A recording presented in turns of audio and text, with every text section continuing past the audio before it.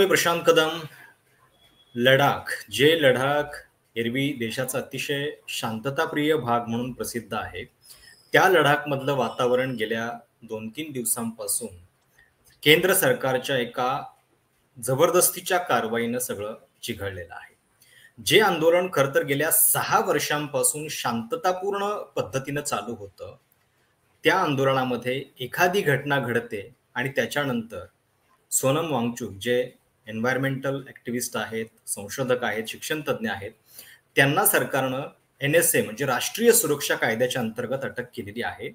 आणि लडाखमध्ये जे घडतंय ते देशाच्या एका कोपऱ्यात घडतं आहे म्हणून आपण त्याच्याकडं शांतपणे दुर्लक्षित करून चालणार नाही. कारण याच्यामध्ये एक पॅटर्न दिसतोय. म्हणजे आज बघा तुम्ही, सोनम वांगचुक यांच्याबद्दल ज्या पद्धतीच्या पोस्ट संपूर्ण IT सेलच्याकडनं येत आहेत, म्हणजे त्यांना काय काय लेबलं लावली जातात, अगदी चायनीज एजंट पासून ते सगळ्या या अराजकाचे केंद्र म्हणून त्यांना बघितलं जाते. खरं तर गांधीवादी कार्यकर्ते आहेत आणि पूर्णपणे शांततामय आंदोलनावरती त्यांचा विश्वास आहे. पण तरी देखील सोनम वांगचुक यांना बदनाम करण्याची एकही संधी सोडली जात नाहीये. त्यांच्या संस्थांना कसा FCRAच्या अंतर्गत नियमबाह्य फंड येत होता याची यादी काढली जाते. खरं तर त्याच्यामध्ये तेवढं तथ्य पण नाहीये. पण तरी सुद्धा म्हणजे हे सगळं आपण याच्या आधी पण बघितलेलं आहे. शेतकरी आंदोलनाच्या दरम्यान तेच झालेलं होतं. त्याच्यानंतर म्हणजे प्रत्येकच ठिकाणी पंजाबमध्ये काही झालं की त्यांना खलिस्तानी ठरवलं जातं, बंगालमध्ये काही झालं की ते बांगलादेशी असतात, केरळमध्ये काही झालं की ते ISISचे एजंट असतात, आणि आता लडाखमध्ये झालंय तर ते चीनी एजंट त्यांना ठरवलं जातं, किंवा याच्या पाठीमागं अगदी CIA आहे का इथपासूनच्या अनेक थेरीज व्यक्त केल्या जात आहेत. पण असा शांततामय आंदोलनाचा मार्ग दडपण्यासाठी जी कारवाई सरकार करतंय ती खूप धोकादायक आहे. म्हणजे काल परवा माजी सरन्यायाधीशांचं एक वक्तव्य होतं उमर खालिदच्या जामिनाबद्दल, आणि जेव्हा आपण उमर खालिदच्या जामिनाबद्दलची चिंता व्यक्त करतोय तेव्हा सोनम वांगचुक यांच्यासारख्या व्यक्तीला NSA नॅशनल सिक्युरिटी ऍक्ट अंतर्गत जेव्हा कारवाई होते, थेट लडाखमधून उचलून जोधपूरला नेलं जात आहे. म्हणजे जवळपास 1 वर्ष त्यांना आता कुठलीही कारवाई न करता जेलमध्ये डांबून ठेवता येईल अशा पद्धतीची कलमं आणि कायद्याच्या अंतर्गत ही अटक आहे. आणि त्यामुळं हे सगळं प्रकरण खूप धोकादायक आहे. याच्याबद्दल जरा आपण आज सविस्तर बोलणार आहोत. लेखक दिग्दर्शक वरुण सुखराज आता माझ्यासोबत आहेत, आणि शेतकरी आंदोलनाच्या दरम्यान त्यांनी जी डॉक्युमेंटरी केलेली होती, इतर अनेक फिल्म्स त्यांनी वेगवेगळ्या सामाजिक राजकीय विषयांवरती केलेल्या आहेत, त्या तुमच्यापर्यंत पोहोचलेल्या आहेतच. आणि एक संवेदनशील राजकीय भाष्यकार म्हणून सुद्धा आपण त्यांना त्यांची ओळख जी आहे ती करून घेता येईल. वरुण, जेव्हा सोनम वांगचुक यांच्या बाबतीत हे सगळं प्रकरण घडल्याचं तुझ्या कानावरती आलं, काय नेमकं पहिल्यांदा आठवलं, आणि त्याच्यामध्ये एक पॅटर्न दिसतोय असं वाटतंय का नेमकं?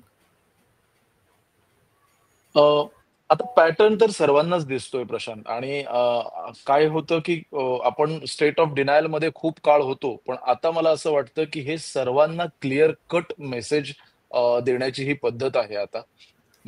मी सुरुवातीलाच सांगतो की माझं स्पष्ट मत आहे की पंतप्रधान नरेंद्र मोदी आणि आत्ताचे सत्ताधारी हे खऱ्या अर्थाने देशद्रोही आहेत.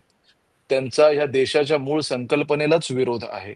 या देशाच्या मूळ धाटणीत, या देशाच्या मुळाशी असणाऱ्या फ्रॅटर्निटी, बंधुता, समानता ह्या सगळ्या व्हॅल्यूजनाच त्यांचा विरोध आहे.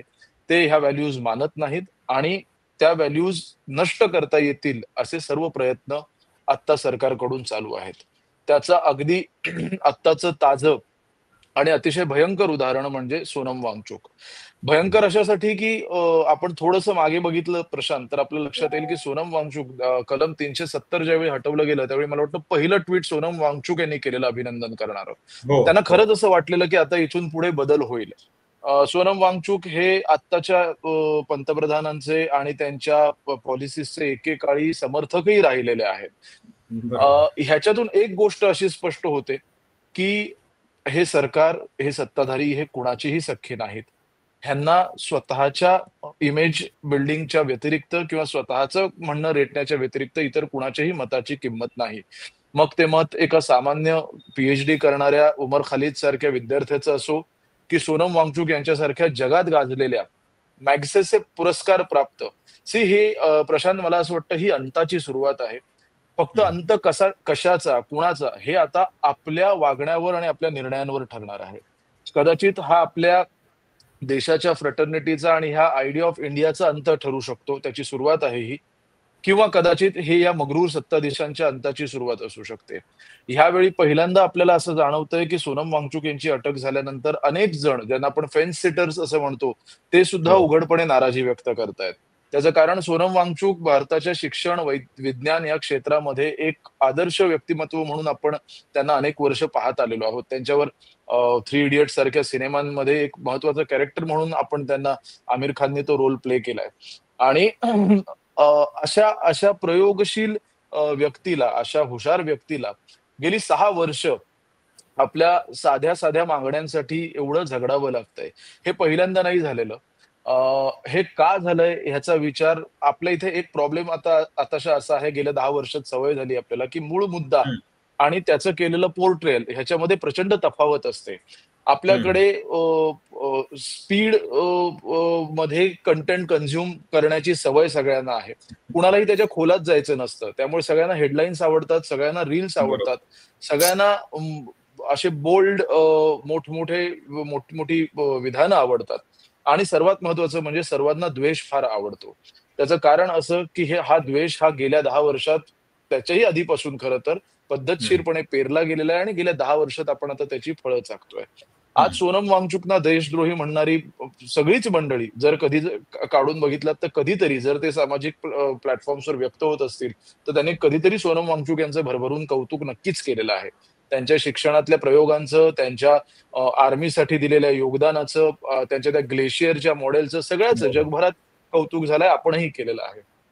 मग आत्ता अशा पद्धतीने अशा माणसावर हात टाकायची हिंमत करण्याची त्यामागची सरकारची भूमिका काय आहे? तर मला असं वाटतं, की सरकारला आता हा स्पष्ट संदेश आपल्याला द्यायचा आहे, की तुम्ही कुणीही असाल, कुठल्याही विचारधारेचे असाल, अगदी सरकारच्या विचारधारेचे जरी असाल आणि तरी तुम्ही तुमच्या हक्काच्यासाठी लढाई लढणार असाल, तुम्ही तुमच्या लोकांच्या हक्कांसाठी लढाई लढणार असाल, त्याच्यासाठी तुम्ही कोणत्याही कायदेशीर मार्गाने जरी आंदोलनं करणार असाल, तरी तुम्हाला गुन्हेगार ठरवलं जाईल.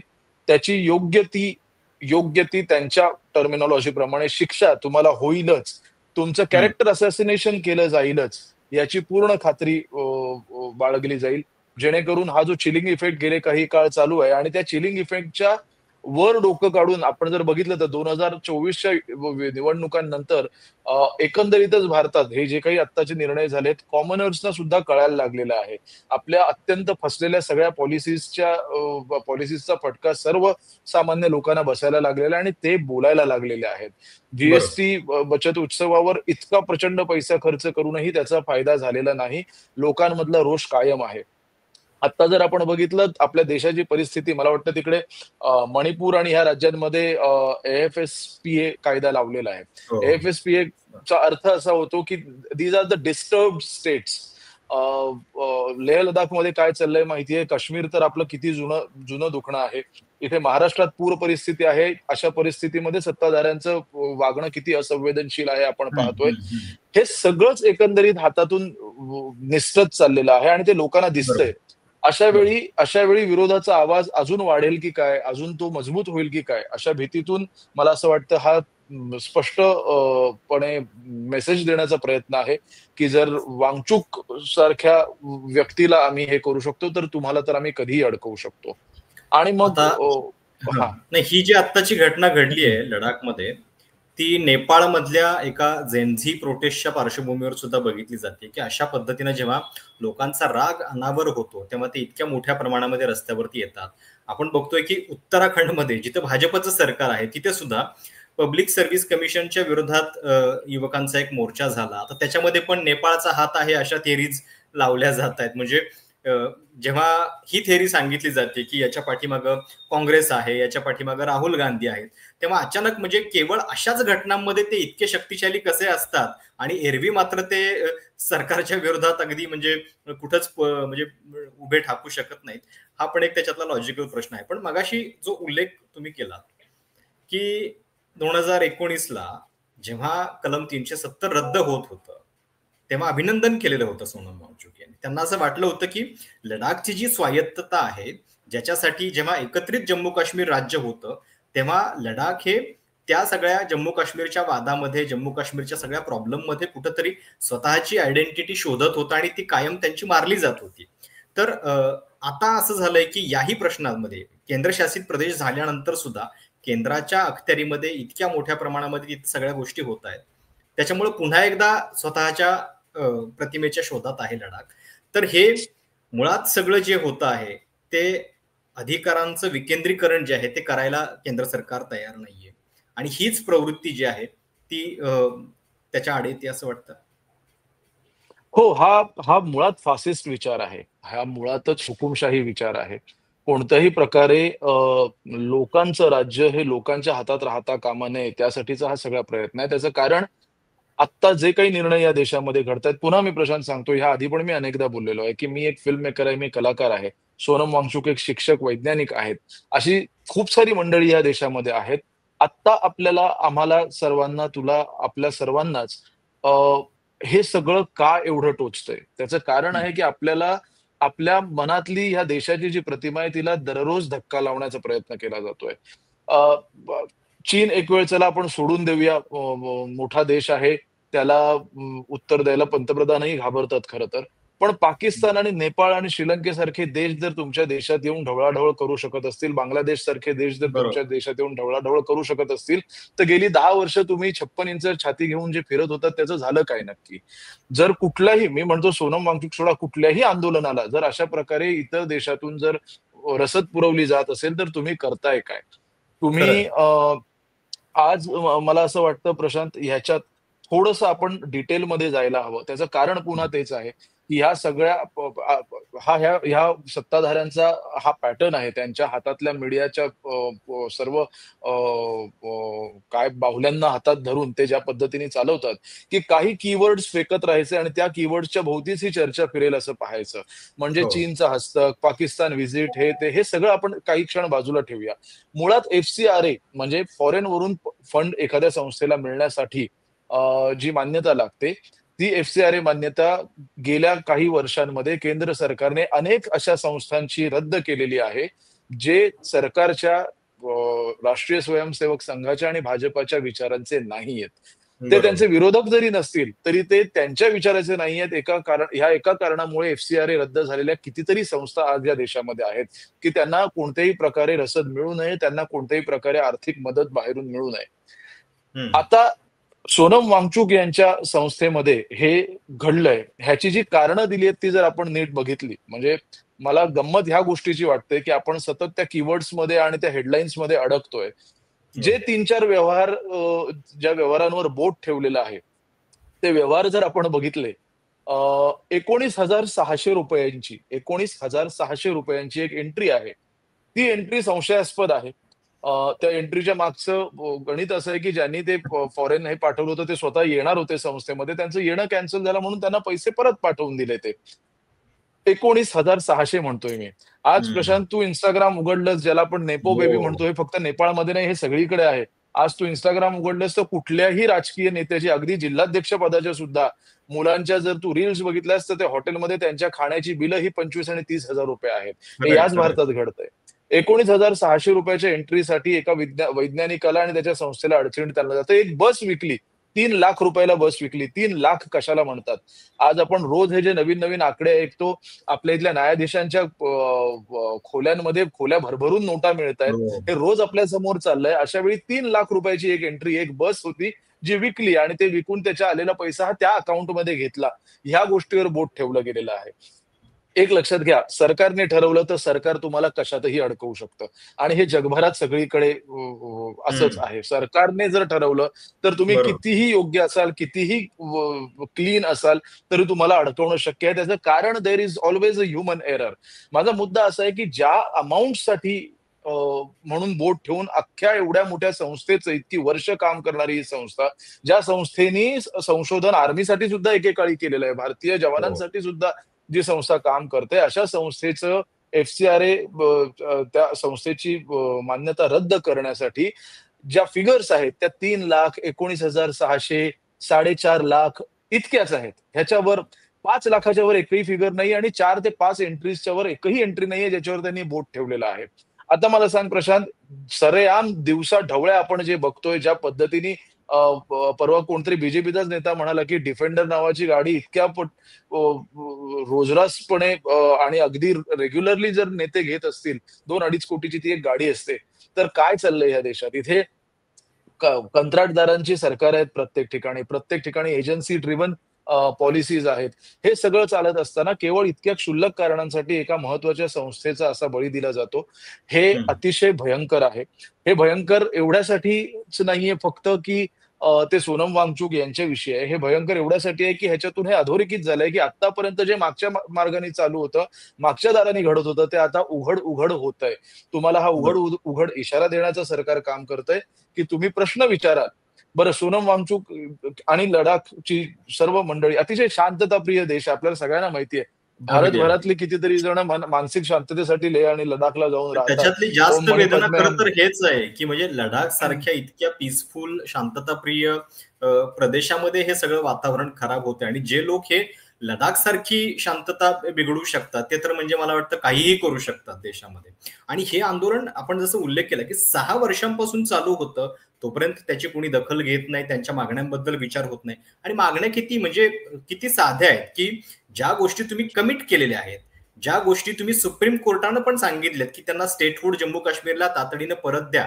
जम्मू काश्मीरला देताय म्हटल्यानंतर लडाखला पण ते द्यावंच लागेल, कारण दोघांची बरोबर. एकाच वेळी तुम्ही विभागणी केलेली आहे. दुसरीकडं 6 शेड्यूलचा मुद्दा आहे, स्वतंत्र पब्लिक कमिशन हवंय, लोकप्रतिनिधींची संख्या वाढवा. तर यातल्या अशा अनेक गोष्टी आहेत, की ज्या स्वतः कायदा तो करताना त्यांनी कमिट केलेल्या होत्या. त्या कमिटमेंटची आठवण एक प्रकारे करून दिली जाते आणि तरी पण ते होत नाहीये. त्याच्यात मी काल मला वाटतं सतीश आचार्य की मंजुल कुठल्यातरी एका मोठ्या कार्टूनिस्टचं एक कार्टून काल बघितलं, की त्याच्यात ते सोनम वांगचुकना विचारतात, की "हे सगळं बोलायला तुम्हाला कोण शिकवतंय?" आणि ते त्यांना मॅनिफेस्टो दाखवतात. वचननामा, जाहीरनामा दाखवतात भाजपचा, की "अरे ह्याच्यातच बीजेपी. ते हां, हां. लिहिलेलं आहे. तुम्ही बरोबर. सांगितलंय, की आम्ही हे करू. तुम्ही सांगितल्यानंतर, की आम्ही हे करू, त्याच्यानंतर तुम्हाला आम्ही येऊन रिक्वेस्ट करतोय, की हे करा. कारण हे तुम्ही सांगितलंय. तुमच्यावर आम्ही विश्वास ठेवलेला आहे.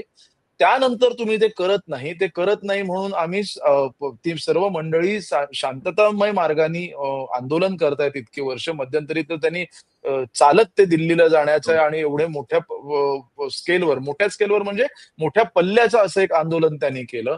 उपोषण केलं. मग गेल्या वर्षी आपण बघितलं, की बर्फवृष्टी होत असताना सुद्धा अंगावर ब्लँकेट घेऊन सोनम वांगचुक तिथे झोपलेत आणि इतर तिथले रहिवासी तिथे आहेत. हे आपण सगळं बघत आलोय ना आत्तापर्यंत. असं नाहीये, की आज रात्री काहीतरी मागणी केली आणि उद्या त्याच्यासाठी जाळपोळ झाली आहे. 6 वर्ष झाली या गोष्टीला.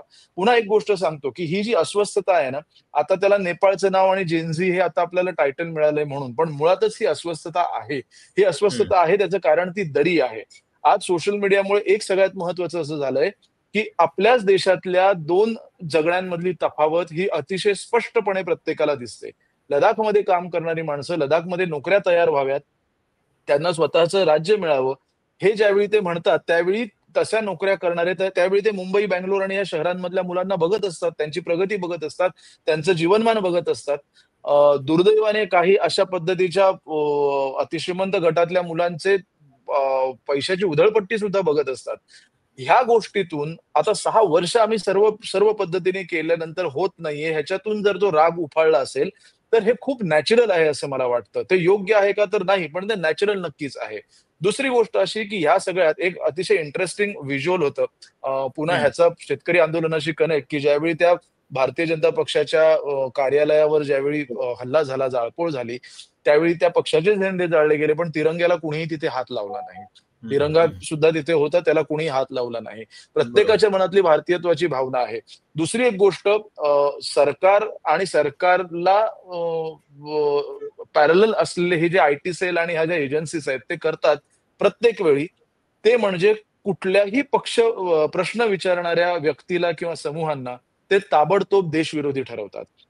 हो. आता तू मला सांग, आपल्याला जर कोणी ज्या देशाविषयी प्रेम आपल्याला शाळेपासून शिकवलं गेलं, 15 ऑगस्ट आणि 26 जानेवारीला शाळेत आपण झेंडावंदन करायचो तिथपासून ते अगदी इतके सारे सिनेमे बॉर्डर वगैरेपासून आपण बघून आपल्याला सतत देशप्रेमाच्या भावनेने स्फुरण चढत असतं. अशा वेळी जर केवळ मी माझा एक बेसिक प्रश्न विचारलाय म्हणून जर तुम्ही मला देशद्रोही म्हणणार असाल, तर त्याचा राग हा जास्त मोठा असतो.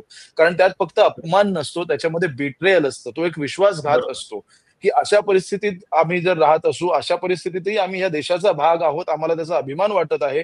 पण कुणीतरी कुठेतरी बसलेल्या 4 वॉर रूममध्ये बसलेली मुलं काहीतरी ट्रेंड सुरू करतात आणि संपूर्ण समाजाला, संपूर्ण एका समूहाला, एका राज्याला, याआधी पंजाबच्या बाबतीत झालं, की तुम्ही खलिस्तानी आहात, इथे झालं. तुम्ही हो. जिथे-जिथे जाल तिथे हीच परिस्थिती आहे. मुळात ह्या सरकारला शांततामय मार्गाने प्रश्न हाताळता येणं शक्य नाही. कारण त्याच्यासाठी एक बौद्धिक कुवत असावी लागते. नेत्यांची हं, सुद्धा, हं. निर्णय घेणाऱ्यांची सुद्धा. त्याच्यासाठी एक सामंजस्याने विचार करण्याचा, सारासार विचार करण्यासाठी गरज असलेला एक अभ्यास असावा लागतो. तो ह्यांच्यापैकी कुणाचाही नाहीये. त्यामुळे कुठलाही प्रश्न जोपर्यंत हिंसक होत नाही, तोपर्यंत त्यांना तो हाताळता येत नाही. त्यामुळे तो हं, हं. हिंसक करणं ह्याच्याकडे त्यांचा कल असतो. ही अगदी बेसिक गोष्ट आहे. आपण शेतकरी आंदोलनात 26 जानेवारीला जे झालं ते बघितलं. आपण बरोबर. प्रत्येक वेळी हे बघत आलेलो आहोत. अगदी गेल्या 10-15 वर्षांमध्ये अनेक वेळा हे असं घडलेलं आहे, की जिथे-जिथे ह्या लोकांनी इंटरफेअर केलेलं आहे, तिथे-तिथे त्यांनी शांततामय चालणाऱ्या आंदोलनांना, विषयांना हिंसक वळण दिलेलं आहे. त्याचं कारण हिंसा झाली, की ती मॅनेज करणं ह्यांना सोपं पडतं. सोपं 6 पडतं. वर्ष बदनाम. शांततामय 6 वर्ष शांततामय मार्गाने चालू होतं. त्याच्यावर यांना तोडगा काढता आला नाही, कारण त्यांच्याकडे तो नाहीये. त्यांची ती नियत नाहीये. हं, हं. आज हिंसा घडल्यानंतर त्यांना तोडगा काय सुचला, तर सोनम वांगचुकना अटक करा, 1 वर्ष जेलमध्ये ठेवा. NSA, नॅशनल सिक्युरिटी ॲक्ट हो. कशाला म्हणतात? तू मला सांग, एका भारतीयावर NSA लावण्याची, बरं ह्याच्या आधी किती वेळा घडलंय? मला वाटतं 18, 19, 20, 21 या दरम्यान काहीशे NSAच्या केसेसपैकी 98 की 92 केसेस ह्या अगदीच बिनबुडाच्या होत्या, असं स्वतः कोर्टाने सिद्ध केलेलं आणि बरोबर, सांगितलेलं आहे. बरोबर. NSA सारखा भयंकर कायदा तुम्ही स्वतःच्या नागरिकांना लावता, तुम्ही काय करू इच्छिताय?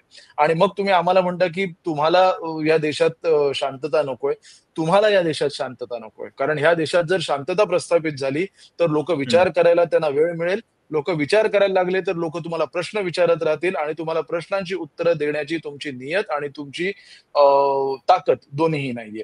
हे अगदी साधं बरोबर. आणि सिंपल ह्या मागचं गणित आहे असं मला वाटतं. संशोधक, पर्यावरण प्रेमी, लोकशाहीवरती विश्वास असणारे लोक तुरुंगात टाकले जात आहेत आणि ते देखील अशा गंभीर कायद्याच्या अंतर्गत. आणि दुसरीकडे जे बलात्कारी बाबा आहेत, बाबा राम रहीम हे म्हणजे निम्म्या वेळ जेलमध्ये असतात आणि त्याच्यापेक्षा जास्त वेळ ते पॅरोल वरती असतात. म्हणजे हे चाललंय काय या देशामध्ये? आणि सोनम वांगचुक यांना म्हणजे तू पण स्वतः जवळून बघितलेलं आहे, पर्यावरण शी संबंधित जे काम आहे त्याच्यासाठी पुण्यात पण ते आलेले होते. अराजक तत्व म्हणून त्यांना कधी म्हणजे बघता येईल का? ही जी कलमं लावली आहेत, ती सोनम वांगचुक यांच्यासारख्या व्यक्तीवरती लावणं. हम्म. हे ह्याच्यात मला असं वाटतं, की प्रत्येक सामान्य भारतीयासाठी एक खूप स्पष्ट मेसेज आहे. ह्या देशामध्ये विद्वान, सारासार विचार करणारे लेखक, साहित्यिक, वैज्ञानिक यांची जागा काय आहे, हे या सरकारने हं. दाखवून दिलंय. आणि ह्या जगामध्ये भोंदू, अंधश्रद्धा पसरवणारे बाबा-बुवा ह्यांची जागा काय आहे, हे सुद्धा आपल्याला दाखवलंय. आपली मुलं नक्की कोणत्या देशात वाढायला हवीत, हे आता आपल्याला ठरवायला हवंय. ह्या हं. सरकारनी, ह्या सत्ताधाऱ्यांनी त्यांचा चॉईस अतिशय क्लिअर केलेला आहे. त्यांना झुंडी हव्या आहेत. झुंडींवर राज्य करणं सोपं असतं. त्यांना विचार करणारी माणसंच मुळापासून नकोयत. मी ह्याआधी अतिशय संयतपणे भूमिका मांडायचो अगदी वर्षभरापूर्वीपर्यंत. पण गेल्या वर्षभरात जर आपण बघितलं, तर ज्या पद्धतीने ह्या घटना घडतायत, त्याचा विचार केला तर मला माझ्या देशाची काळजी वाटते. मला माझ्या देशाची, माझ्या स्वतःच्या इथल्या भविष्याची, माझ्या मुलीच्या माझ्या इथल्या भविष्याची काळजी वाटते आणि त्या काळजीचं कारण या देशाचे सर्वोच्च नेते स्वतः आहेत, असं माझं ठाम मत आहे. बरोबर.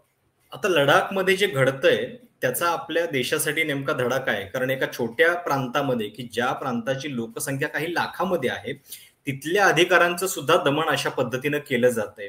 जे लोक म्हणजे तुमच्या व्यवस्थेच्या इतके विरोधात नव्हते, कधी काळी तुमचं कौतुक करत होते, त्यांना पण तुम्ही अशा पद्धतीनं कारवाई करताय. आणि म्हणजे मी कुठेतरी बातमी बघितली, की आता 1947 पासूनच्या सगळ्या केसेस ज्या जुन्या आहेत, की कुणी कशा पद्धतीनं फंडिंग केलेलं आहे आजवर, हं, जिथं-जिथं असे प्रोटेस्ट झालेले आहेत, याची माहिती गृह मंत्रालय काढतंय. तर हे हं. जे आहे नेमकं, हे किती चिंताजनक आहे? म्हणजे जे जे दिसतंय ते किती अस्वस्थ आहे हे तर तुम्ही सांगितलंच. पण लडाखचा धडा जो आहे तो देशासाठी काय असं वाटतं? अ, हा धडा असा आहे, पहिली गोष्ट तर मला प्रशांत वाटतं, की 2 प्रकारचे चे लोक आत्ता सत्तेत आहेत. एक ज्यांच्यासाठी कन्व्हिक्शन ने ज्यांना वाटतं की त्यांची विचारधारा किंवा त्यांचे विचार हे योग्यच आहेत. आणि दुसरं ज्यांच्यासाठी तो कन्व्हिनियन्स आहे. कन्व्हिनियन्स अशासाठी कारण त्याच्यात त्यांचा फायदा आहे. कन्व्हिक्शन ज्यांचं आहे त्यांच्याविषयी मला काही म्हणायचं नाहीये. त्यांच्या बिचाऱ्यांची काय अपब्रिंगिंगच त्या पद्धतीने झालेलं आहे. त्या मुशीत ते घडलेले आहेत. पण जे कन्व्हिनियन्स बघणारी ही जी मंडळी आहेत, ही फार घातक आहेत. त्याचं कारण त्यांना ते फार शॉर्ट साइटेड आहेत. अ, मग त्याच्यामध्ये नेते असतील, पत्रकार असतील, संपादक असतील, ह्या सगळ्यावर उथळ भाष्य करणारे आपले सिनेकलाकार असतील. मला असं वाटतं, की ह्या मी माझ्या एका शोला सुद्धा आता त्याची थीम हीच ठेवली आहे, फॉल ऑफ द हीरोज. हा काळ हा आपण नायकांच्या फॉलचा काळ पाहतोय. त्याच्यात 2 प्रकारच्या गोष्टी आहेत. एक ज्यांना आपण स्वतःहून डोक्यावर घेऊन हीरोज बनवलं. मग त्यात अमिताभ बच्चन असतील, शंकर महादेवन असतील, ही सगळीच मंडळी असतील, सचिन तेंडुलकर असतील, कुणीही असतील. हे ज्या पद्धतीने सरकारसमोर, सत्तेसमोर रांगायला लागलेले आहेत, सोनू निगम सारखी माणसं असतील. अ, तो त्यांचा एक फॉल आणि जे खरोखरचे हिरो आहेत, मग त्याच्यामध्ये आता सोनम वांगचुक येतात, त्याच्या आधी गौरी लंकेश, पानसरे अशी कितीतरी मंडळी होऊन गेली आहेत, की जे खरंच या देशाचं वैचारिक नेतृत्व करतात. त्यांना या सरकारनी खाली खेचलेलं आहे त्यांच्या हिरो पदावरून. आता समाज म्हणून आपल्याला हा धडा घ्यायचा आहे, की खरंच आपल्याला कशा पद्धतीचे हिरो आता ह्या समाजाला आणि आपल्या येणाऱ्या पिढ्यांना द्यायचे आहेत. हे हिरोज की ज्यांनी जगभरात आपलं नाव केलं, ज्यांच्या कामाची दखल जगभरात घेतली गेली, की ते हिरोज जे आपल्या कन्व्हिनियन्ससाठी वाट्टेल त्या तडजोडी करायला आणि वाट्टेल ते लोटांगणं घालायला तयार होतात. अ, दुर्दैवानं म्हणा, सुदैवानं म्हणा, आपण अशा काळात आता प्रशांत जगतोय, की जिथे ही भयंकर अशी घुसळण होते आहे. आपल्या विचारांची, आपल्या प्रतीकांची, आपण ज्याच्यावर ठाम विश्वास ठेवलाय त्या सगळ्यांची असे आपल्या डोळ्यासमोर ते सगळं कोसळताना आपल्याला दिसतंय. त्याच वेळी काहीतरी उभं राहतंय. ते उभं काय राहतंय?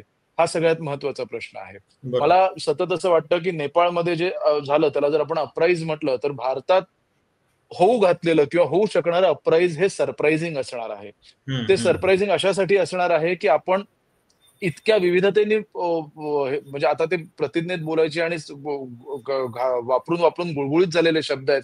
पण खरंच इतक्या विविधतेने नटलेला हा देश आहे, की इथली अस्वस्थता जर हाताळण्याची, सांभाळण्याची आपल्या सरकारची कुवत नसेल आणि ती नाहीये हे आता आपल्याला दिसतंय. वारंवार हे सिद्ध होतंय. तर ह्याचा फार भयंकर फटका आपल्याला पडू शकतो. आता मी हे म्हटल्यानंतर काही जण म्हणतील, की बघा ह्यांनाच अशांतता हवी आहे. आम्हाला अजिबात अशांतता नकोय. अशांतता, बरोबर. अस्वस्थता ही सरकारला हवी आहे, कारण त्यांना तेवढंच हाताळता येतं. त्यांना फक्त बळाचा वापर करता येतो, बुद्धीचा वापर त्यांच्या बसची बात नाहीये. हे आता सिद्ध झालेलं आहे. आपल्याकडे सुशिक्षित, प्रामाणिक नेत्यांची खरंच वानवा आहे आणि ती सर्वपक्षीय वानवा आहे. त्याच्यात काही फक्त एका पक्षाचं नाहीये. आपलं एकंदरीतच नेतृत्व ह्या देशाचं आता अ, अ, बहुतांशी हे अशा पद्धतीचं आहे. अशा वेळी लडाखसारख्या एका शांत राज्यामध्ये जर हा उद्रेक होत असेल, तिथले मुळात स्वभावाने शांत मंडळी अशा पद्धतीने उद्रेक होत असेल, तर विचार करा इतर भागामध्ये काय होऊ शकतं.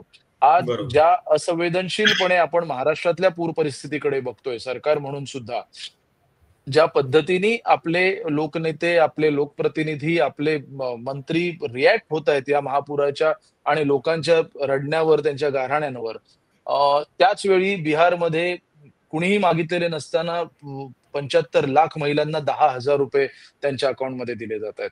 निवडणूक ही जर तुमची प्रायोरिटी असेल, तर ती हं. फक्त तुमची प्रायोरिटी आहे, आमची नाही, जनतेची नाही. बरोबर. आणि मग जनता स्वतःच्या प्रायोरिटीसाठी कोणत्याही स्तराला जाऊ शकते, हे लडाखने आपल्याला दाखवून दिलेलं आहे. हा आपल्या सगळ्यांसाठी वेक अप कॉल आहे. म्हणजे ज्यावेळी नेपाळ खरंय. घडलं, त्यावेळी अनेक अनेक सत्ताधाऱ्यांना गांधी आठवले, की नाही हा गांधीचा देश आहे, हा गांधीचा देश आहे. पण गांधीच्या पावलांवर पाऊल टाकून चालणाऱ्या सोनम वांगचुक सारख्या माणसाचं जर तुम्ही असं करणार असाल, तर हा देश किती काळ त्या विचारांवर ठाम राहील ह्याची मला साशंकता वाटते आणि भीती वाटते प्रशांत. बरोबर.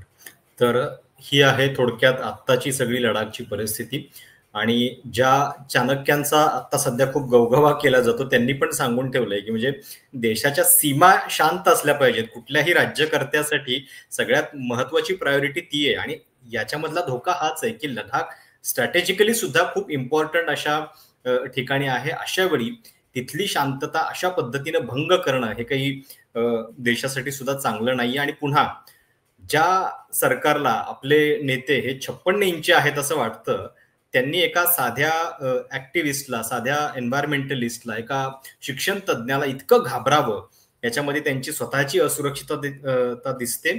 आणि अशा पद्धतीनं आंदोलनं दडपण्याचा हा जो मार्ग आहे तो फार चिंताजनक आहे. आपण आशा करूयात की याच्याबद्दल जी सजगता दाखवायला पाहिजे, याच्याबद्दल जी जागरूकता दाखवायला पाहिजे ती आपल्या सगळ्या वर्तुळातनं दिसू लागेल आणि त्याच्याबद्दलचा आवाज उमटत राहील. जाता जाता काही सांगायचंय? हां, मला असं वाटतं, की आता जबाबदारी आपणा सर्वांची आहे. आपण सर्व नागरिक, कलाकार, लेखक, विचारवंत ह्या देशातले आपल्या सर्वांना आता आपल्या देशाची काळजी करावी लागेल. कारण सत्ताधाऱ्यांना आणि देशाच्या प्रमुखांना ती नाहीये, हे आता स्पष्टपणे दिसू लागलेलं आहे. आणि हं, ते तसं नसणं हे त्यांच्या एकट्यासाठी किंवा त्यांच्या पक्षासाठी काहीही असेल, पण एक देश म्हणून आपल्यासाठी ती बरोबर. अजिबात योग्य स्थिती नाही. मला असं वाटतं, की आता सर्वांनी डोळे उघडून ह्या गोष्टीकडे बघायला हवं. एक पहिल्या प्रेमाचा पहिला हे भर केव्हाच ओसरलाय. बरोबर. त्याच्यानंतर हं, अनेकदा आपला भ्रमनिरासही झालाय आणि आता तर हं. त्याच्यात स्पष्ट धोका दिसू लागलाय आणि हा बरं. धोका दिवसेंदिवस अधोरेखित होतोय. मी आपल्या ह्या माध्यमातून सर्वांना विनंती करतो, की सोनम वांगचुक किमान ह्या प्रकरणात आपण जाऊन बघा नक्की कशामुळे त्यांच्या एफ-सी-आर-एवर बंधनं आणलेली आहेत. आपण जाऊन बघा कशामुळे त्यांच्यावर एन-एस-ए खरंय. लावलेला आहे. तुमच्या लक्षात येईल, की कुठल्याही गावातल्या शिक्षकावर, कुठल्याही पत्रकारावर, कुठल्याही कलाकारावर ही वेळ कोणत्याही क्षणी येऊ शकते आणि त्याची ही नांदी आहे. त्याची ही हे स्पष्ट सुतोवाच आहे.